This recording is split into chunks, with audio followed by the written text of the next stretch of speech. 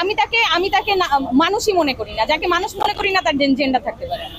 যারা হলুদ সাংবাদিক তারা নারীদেরকে যে বিতর্কিত করেছে, দেখুন আমি যখন জুলাই আগস্টে আমি রাজপথে ছিলাম। আমি কয়েকদিনই লাস্ট যেদিন আমি মারা যাওয়ার মতন আমার উপক্রম হয়েছে, আমার কানের ডান পাশ দিয়ে গুলি যায়, আমি মুখ চুপ দিয়ে পড়ে থাকি।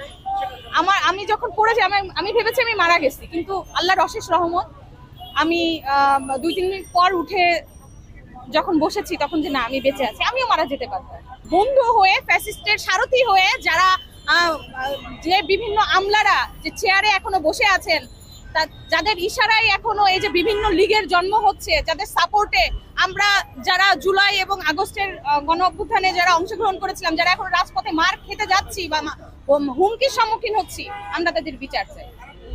আর যে অ্যাডভাইজার স্যাররা বসে আছেন চেয়ারে, তাদেরকে মনে রাখতে হবে যে তারা বসেছেন এই আমাদের দৌলতেই। তো আমাদের দৌলতেই যদি তারা বসে থাকেন, আমাদের দৌলতেই যদি তাদের চেয়ারটা হয়, তো ন্যায়ের বিচার অবশ্যই হবে, অবশ্যই করতে হবে। তারা বাধ্য।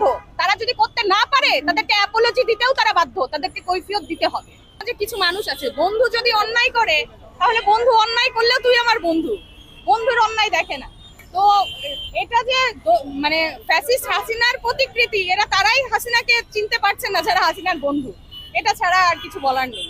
শেখ হাসিনা একজন নারী, এটা আমরা কেন ভাববো?